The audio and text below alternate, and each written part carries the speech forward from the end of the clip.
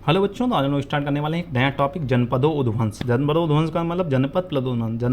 जनपद का तात्पर्य है एक स्थान में रहने वाला जनसमूह या जिस की ओर लोग आकर्षित होते हैं। उद्वंस का अर्थ होता है विनाश। किसी स्थिति में लोग समूह से बने हुए जनपद का किसी कारण से विनाश होता है, उसे जनपद उद्वंस का है। यह कारण सामंजस्य आधुनिक चिकित्सा से किया जा सकता है। जैसे एपिडेमिक, महामारी फैल गई, जैसे कहते हैं ना, पूरा पूरा पूरा पूरा गाँव साफ हो गया या पूरा पूरा शहर साफ हो गया, तो वो हो गई एपिडेमिक।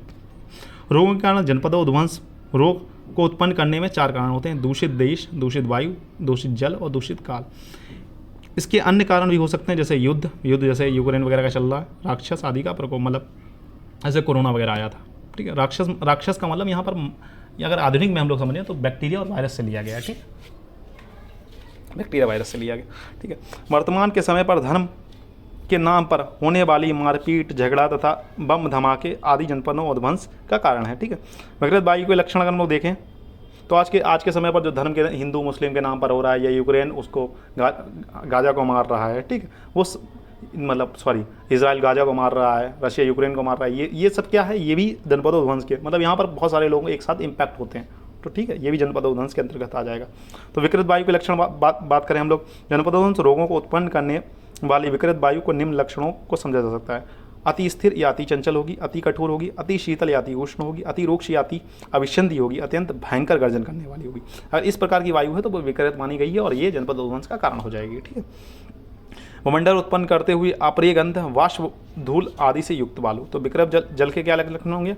अत्यंत विकृत गंध वाला होगा, वर्ण रस स्पर्श मुक्त होगा, मतलब विकृत होगा। इनमें रहने वाले जीव जंतु या पशु ने उन्हें त्याग दिया, मतलब जिसमें कोई भी मछली वगैरह ना पाई जाती हो, मछली जानवर वगैरह ना रहते हो। जिस जलाशय, तालाब, पोखर में जल सूख जाने पर बहुत कम, मतलब जल पूरा सूख गया, बिल्कुल थोड़ा सा रह गया। ठीक है, जो जल तिरंस हो यानी स्वाद युक्त ना हो, जो जल गुणहीन हो गया, मतलब गुणों से युक्त ना हो। ठीक है, विकृत देश के लक्षण अगर बात करें तो भूमि का स्वाभाविक वर्ण स्पर्श विकृत हो गया, मतलब जिस तरीके की भूमि थी उस तरीके नहीं, ऊसर वगैरह टाइप का कह सकते हो। जिस देश में हिंसक जीव जंतुओं, मच्छर, कीड़े मकोड़े, शमशान में रहने वाले गिद्ध, चील अधिक मात्रा में हो गए, जहाँ घास उपमा लताएं बहुत फैल गई हों, जहाँ वायु धुएं से भरी हो, जहाँ के लोगों में सत्य, धर्म, लज्जाशील नष्ट हो गया, मतलब बिल्कुल बेकार लोग हो गए हों, जहाँ जलाशय, सरोवर, नदी आदि शुद्ध होकर बढ़ जाएं तथा बाढ़ की लहरों में उत्पन्न हो, मतलब बहुत ज़्यादा बढ़ जाएं या बहुत ज़्यादा कम हो जाएं, जहाँ निरंतर उल्कापात, जहाँ बिजली गिरती रहती, भूकंप आता रहता हो। ठीक है, जो देश चोर डाकुओं से आवृत हो, मतलब चोर डाकुओं से भरा हुआ और चारों तरफ चीख पुकार सुनाई पड़ रही हो, तो उस देश को दूषित माना गया, विकृत माना गया। विकृत काल के लक्षण, ऋतुओं के अनुसार प्रकृत लक्षण न उत्पन्न होकर विकृत लक्षण उत्पन्न हो। जैसे ऋतुओं का उग्रहीन लक्षणों का दिखाई देना, मतलब सर्दी में बहुत ज़्यादा सर्दी हो रही है, बहुत ही ज़्यादा सर्दी पड़ रही है, गर्मी में बहुत ज़्यादा सर्दी पड़ रही है, या गर्मी में सर्दी पड़ रही है या सर्दी में गर्मी पड़ रही है। ठीक है, वो उल्टा जो हो गया, या तो बहुत ज़्यादा पड़ रही है या बिल्कुल नहीं पड़ रही है, या उसका उल्टा हो रहा है। ठीक है, ये विकृत काल के लक्षण हो जाएंगे।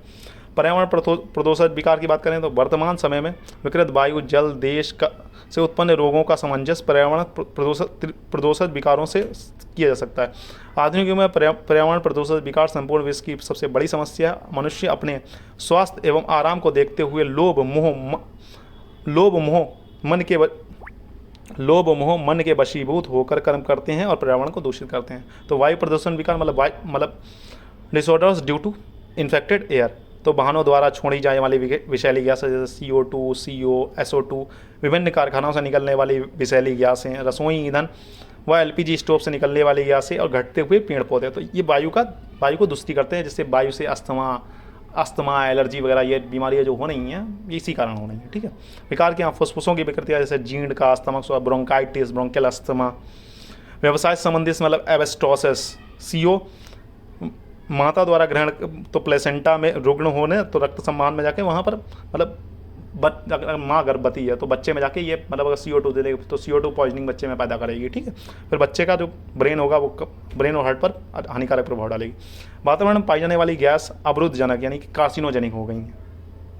जल की बात करें तो शहरों के नवीनीकरण से होने से तेज़ी से कारखानाओं की संख्या बढ़ रही तथा इन कारखानाओं से गंदी नदी में फेंके जाने वाले कचरे के किसको दूषित कर रहे हैं? जल को दूषित कर रहे हैं। ठीक है, दूषित जल का प्रयोग करने से पीने से भोजन पचाने संबंधी जैसे अतिसार, विसूचिका, कामला, कृमिजन्य रोग उत्पन्न होकर इसी जल का प्रयोग स्नान करने के लिए किया तो अनेक प्रकार के त्वचा रोग जैसे कुष्ठ, कांडू इत्यादि, मतलब स्किन डिसऑर्डर्स आजकल बहुत ज़्यादा और स्टमक रिलेटेड मतलब जीआईटी से आपको आप देखो आजकल हर आदमी जीआईटी से पीड़ित है, इसका कारण यही है। ठीक है, भूमि प्रदूषण विकार मनुष्य का आहार कृषि पर निर्भर करता है तथा कृषि उत्पादन को बढ़ाने के लिए विभिन्न प्रकार के कीटनाशक, घासनाशक, रसायनों का प्रयोग में लाया जा रहा है जो भूमि को प्रदूषित करते हैं। मतलब different types of insecticide, pesticides and chemicals. आजकल देखो सुई लगा के मतलब लौकी को बड़ा किया जा रहा है, तो ये क्या करते हैं, आगे जाके प्रॉब्लम करती हैं, ह्यूमन हेल्थ को इम्पैक्ट करते हैं।